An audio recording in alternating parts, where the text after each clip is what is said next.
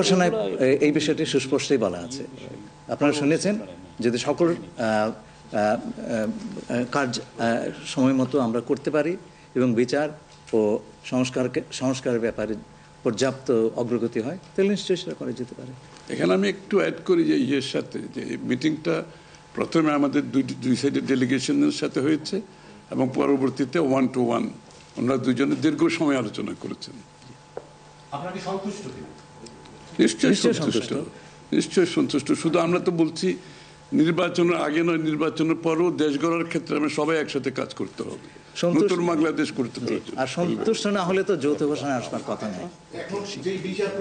বিষয়ে আলোচনা তো হবে, স্বাভাবিক। আমরা তো নতুন বাংলাদেশ গড়ার প্রত্যয় নিয়ে সামনের দিকে এগোচ্ছি।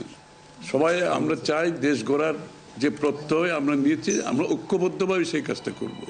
শুধু নির্বাচনের আগে নয়, নির্বাচনের পরেও বাংলাদেশ গড়ার যে প্রত্যয় নিয়ে আমরা সবাই ঐক্যমত হয়েছি, সেটা আমরা সামনের দিকে এগিয়ে নিয়ে যাব। ব্যাপারে এখানে আলোচনার কোনো সুযোগ আছে বলে আমি মনে করি না। এটা স্যার বলেন কি হয়েছে? আমরা সেরকমই চাচ্ছি। নির্বাচন কমিশন, এই নির্বাচন কমিশনের অধীনে নতুন রাজনৈতিক দল নির্বাচনে যাবে না বলছে, এটা নিয়ে কোনো আলোচনা? এটা ওনাদেরকে জিজ্ঞেস করেন। এটা যার প্রত্যেকটি দলের নিজস্ব মতামত আছে, তবে আমরা সকলকে নিয়ে নির্বাচনটা করতে চাচ্ছি। না, এটা তো নির্বাচন পরবর্তী সিদ্ধান্ত, যারা নির্বাচিত হবে তাদের সিদ্ধান্ত। কেউ দেখলে পরে এটা ভুল দেখছেন।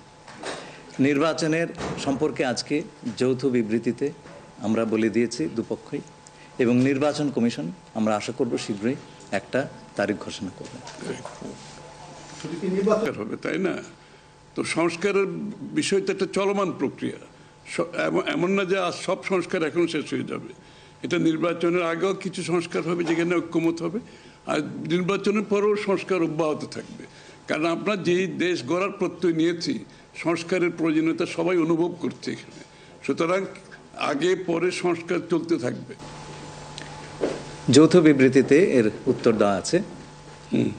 সংস্কার এবং বিচার দুই বিষয়ে পর্যাপ্ত অগ্রগতি কথা বলা হয়েছে, এবং আমরা মোটামুটি কনফিডেন্ট যে এই অগ্রগতি আমরা নির্বাচন আগেই দেখতে পাবো, সম্পন্ন করা যাবে।